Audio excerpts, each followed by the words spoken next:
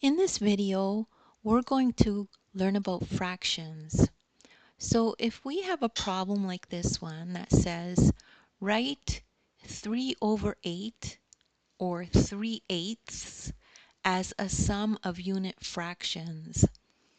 So it's first good to take a look at a fraction strip and just understand what the fraction means. So a fraction just means a part of a whole. So if we look here, here is one whole. This is the whole split up into two. So half here, the other half here. This is that same whole split up into three. 1/3, 1/3, and 1/3. And so on. So this whole is split up into four pieces or fourths. This whole is split up into 5 pieces or fifths. For us, we need eighths. So here's the strip that shows that whole split up into 8 equal pieces. So now that we understand what fractions mean, again, to solve this problem, we could just look at the whole and the eighth together. So just to make it easier to look at.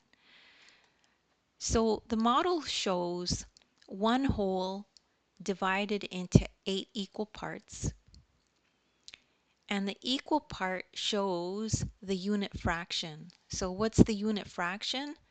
The unit fraction has a 1 in the numerator.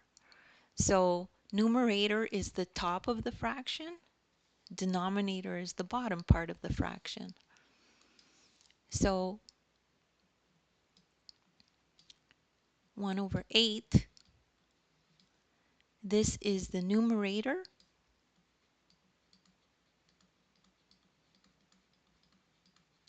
and this is the denominator.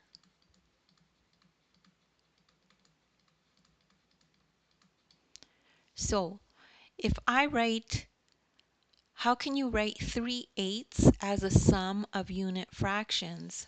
So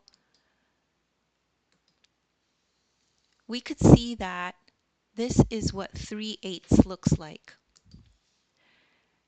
So these three make up 3/8. So how would we write that? Because it's asking you to write 3/8 as a sum. So we could see that if we add, if we add 1/8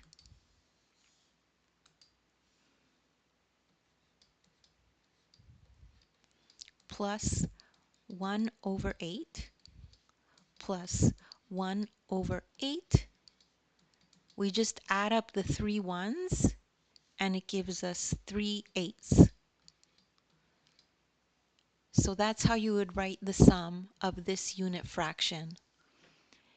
And if you don't understand this right away, don't worry, you're probably just one explanation away from understanding it. So just rewatch the video.